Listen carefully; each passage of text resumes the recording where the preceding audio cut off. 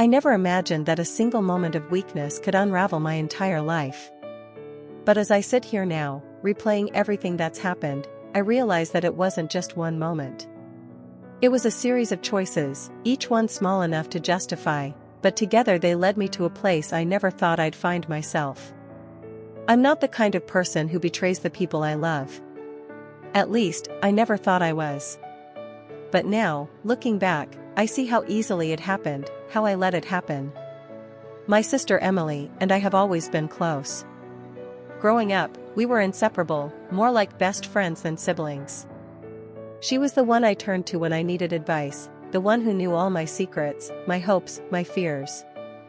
We shared everything, from close to crushes, and even as we grew older and our lives took us in different directions, that bond never weakened. When she met Matt, I was genuinely happy for her. He was charming, successful, and seemed to adore her in a way that made me believe in love all over again. They were the perfect couple, at least, that's what everyone said. I was married too, to a man named Greg. Greg was kind, dependable, the sort of man you could count on in a storm. We had a good life together, comfortable, predictable, maybe even a little boring at times, but I loved him. Or at least, I thought I did. But the spark that had once been there between us had long since faded, replaced by routine and the comfort of familiarity. I didn't realize how much I missed that spark, that feeling of being truly seen and desired, until Matt entered the picture.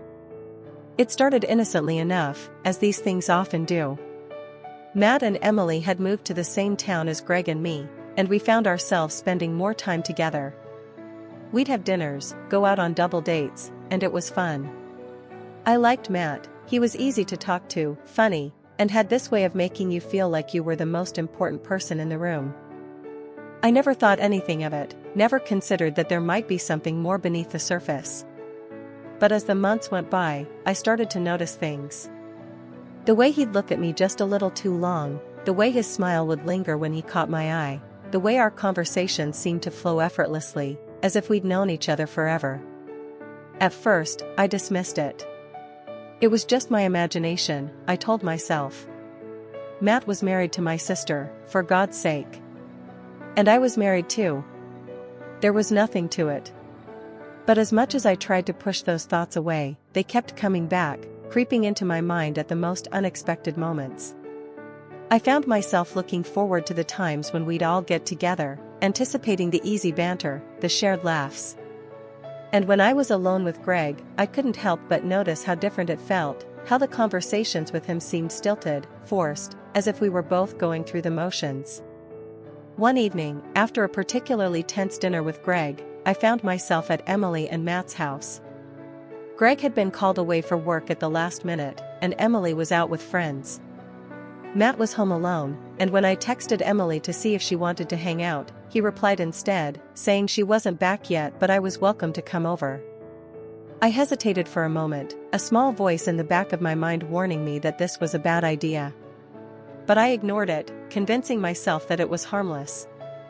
After all, we were just family, right?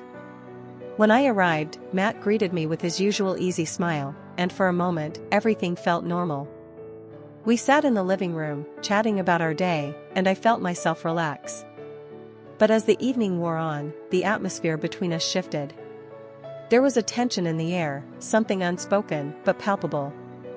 I could feel his eyes on me, and every time our gazes met, I felt a jolt of something that both thrilled and terrified me. "Do you want a drink?" Matt asked, breaking the silence that had settled between us. "Sure," I replied, grateful for the distraction. He disappeared into the kitchen and returned a moment later with a glass of wine for me and a beer for himself. We clinked our glasses together, and as I took a sip, I felt the warmth of the alcohol spread through my veins, loosening the knots of tension that had been building all evening. "You seem different tonight," Matt said, his voice low, almost hesitant. "What do you mean?" I asked, trying to keep my tone casual, even as my heart began to race. He shrugged, taking a sip of his beer. "I don't know. Maybe it's just me. But you seem, I don't know, distant." I looked down at my glass, swirling the wine around as I tried to gather my thoughts. It's been a rough day, I admitted. Greg and I had a fight. It was stupid, really, but it just got to me.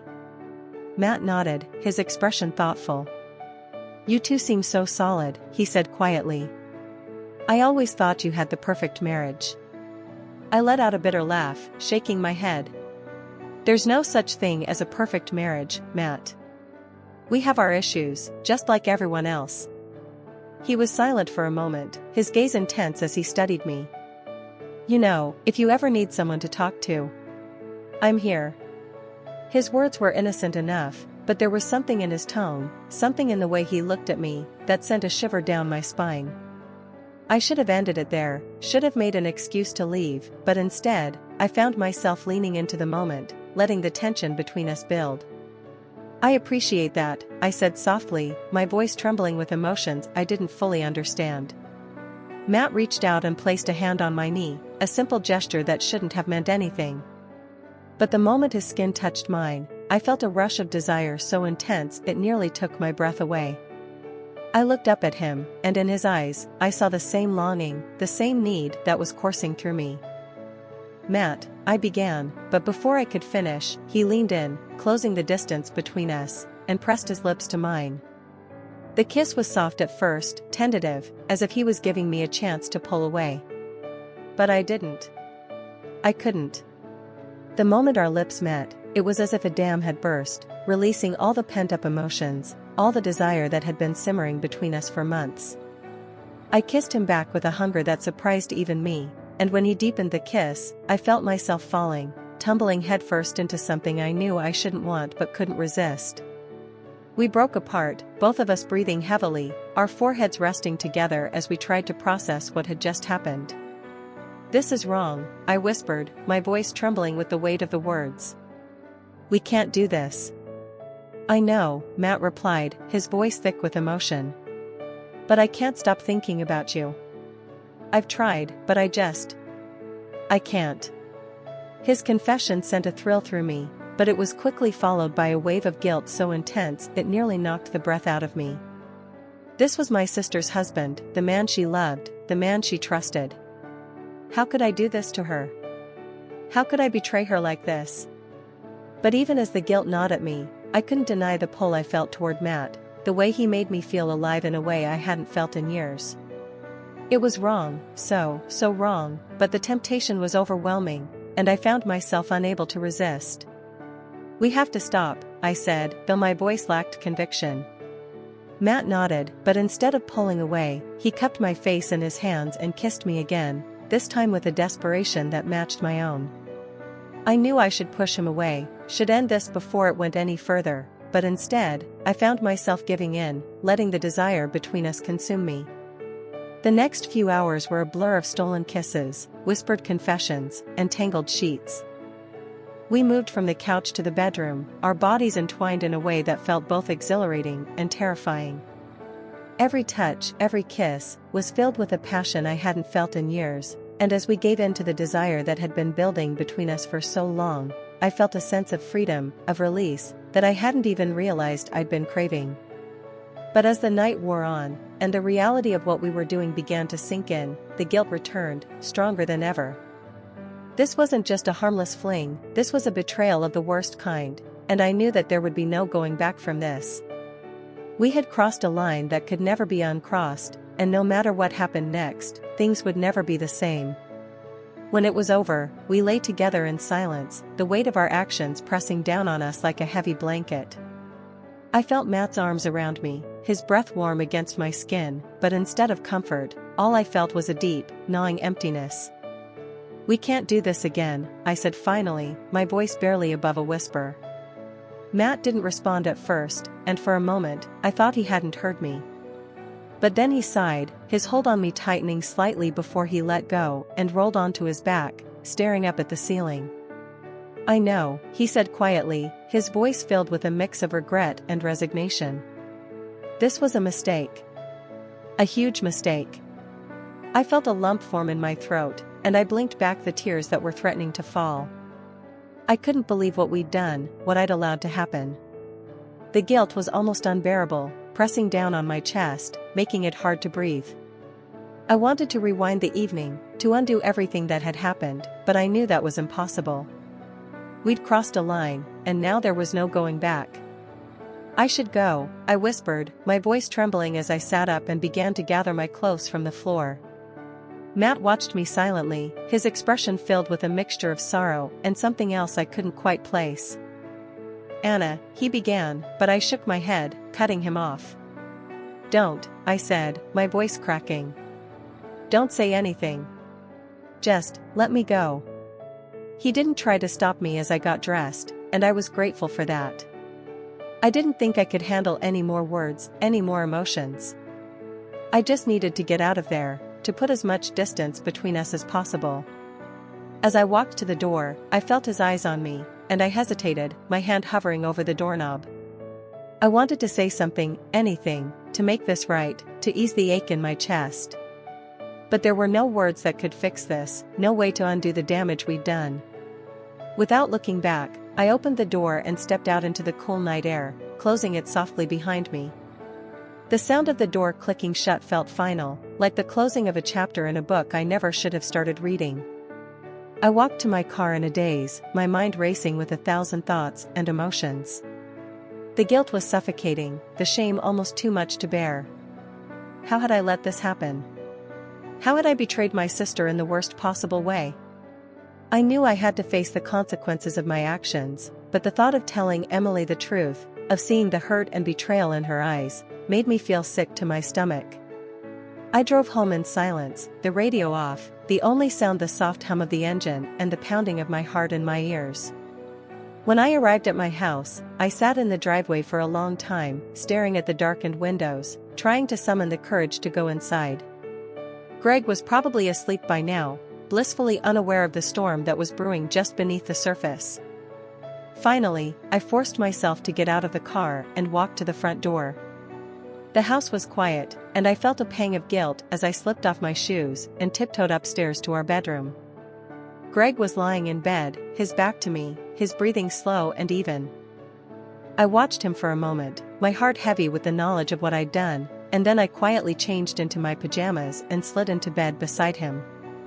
As I lay there, staring up at the ceiling, the events of the evening replayed in my mind on an endless loop. I couldn't escape the guilt, the shame, the overwhelming sense of dread that filled me as I thought about what was to come.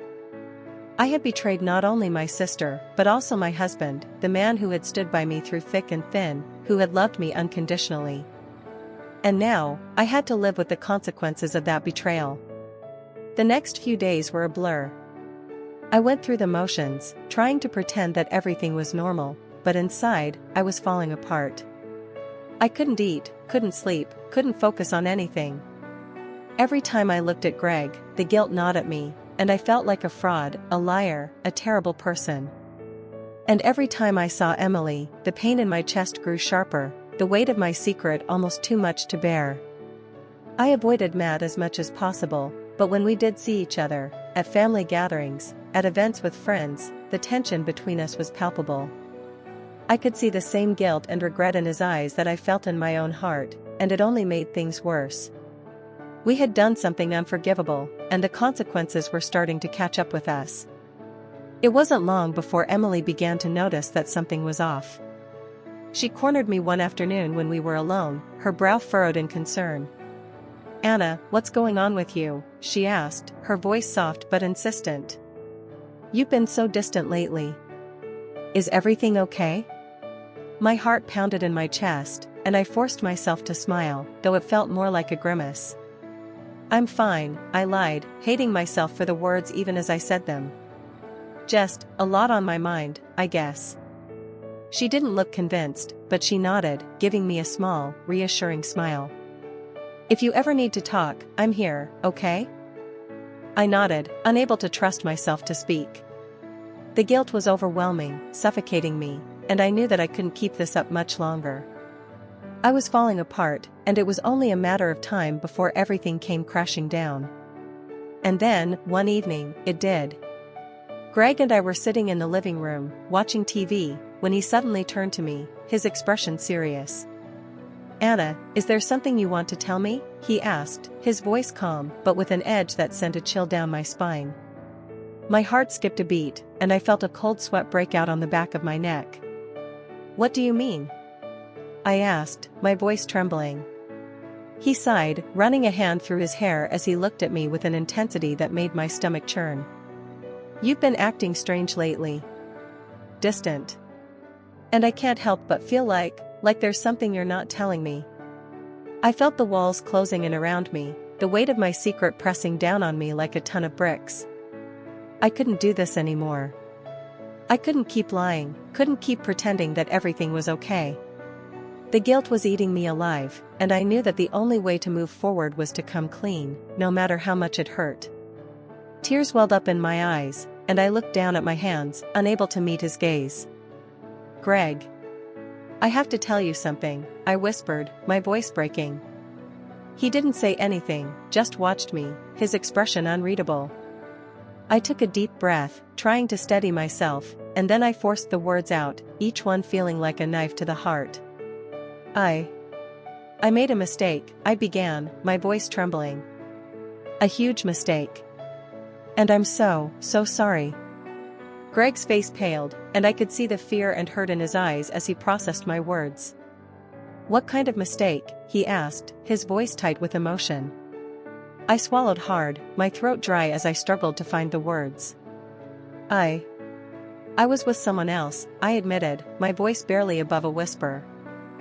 "It was just once, and it meant nothing, but I can't live with the guilt anymore." "I'm so sorry, Greg. I never wanted to hurt you." The silence that followed was deafening.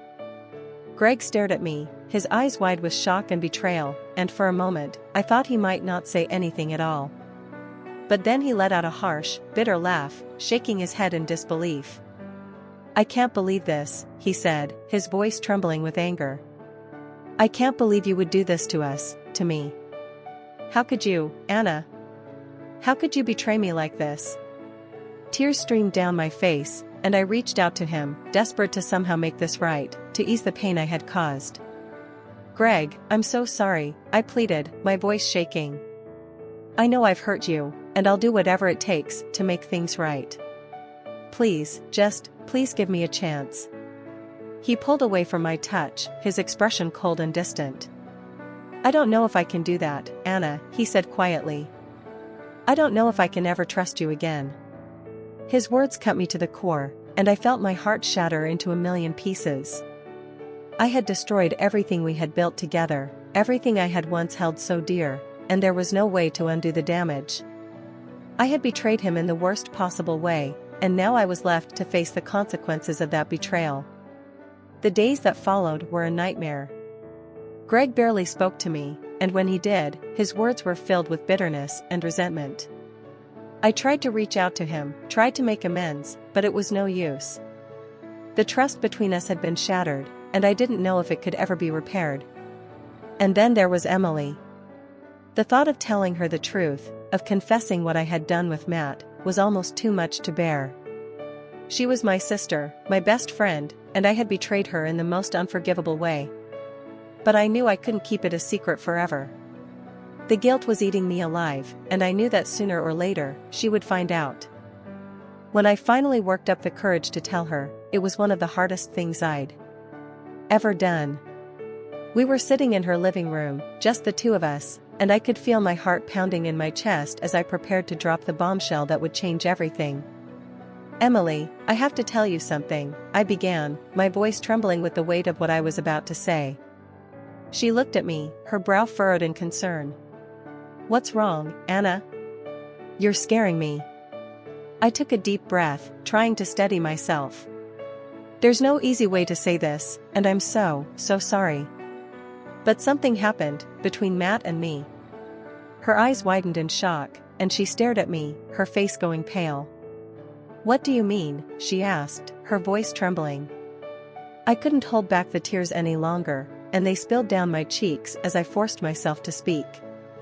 "I'm so sorry, Emily. Matt and we made a mistake. A terrible mistake. It only happened once, and I regret it more than anything, but you deserve to know the truth." The silence that followed was suffocating. Emily stared at me, her eyes wide with disbelief, and for a moment, I thought she might not say anything at all. But then she let out a small, choked sob, shaking her head as tears filled her eyes. "No," she whispered, her voice filled with pain. "No, this can't be happening. You're my sister, Anna. How could you do this to me? How could both of you betray me like this?" My heart shattered at the sight of her pain, and I reached out to her, desperate to somehow make this right, to ease the hurt I had caused. "Emily, I'm so sorry," I pleaded, my voice shaking. "I never wanted to hurt you. It just happened." But she pulled away from my touch, her eyes filled with a mixture of anger and betrayal. "Get out," she said, her voice cold and distant. "I don't ever want to see you again." Her words hit me like a punch to the gut, and I felt the air leave my lungs as the full weight of my actions came crashing down on me. I had destroyed everything: my marriage, my relationship with my sister, my own sense of self. And now, I was left to pick up the pieces of the life I had shattered. As I walked out of Emily's house, my heart heavy with the weight of my betrayal, I knew that nothing would ever be the same again. The people I had once loved and trusted were now lost to me, and I had only myself to blame. The days turned into weeks, and I tried to move forward, to find some semblance of normalcy in the wreckage of my life. But the guilt, the shame, the overwhelming sense of loss never left me. I had made a series of choices that had led me to this point, and now I had to live with the consequences of those choices. In the end, I was left with nothing but the echoes of the life I had once had, the decisions that had led me down a path I could never return from. And as I moved forward, I knew that I would carry the weight of my betrayal with me always, a constant reminder of the lives I had destroyed along the way.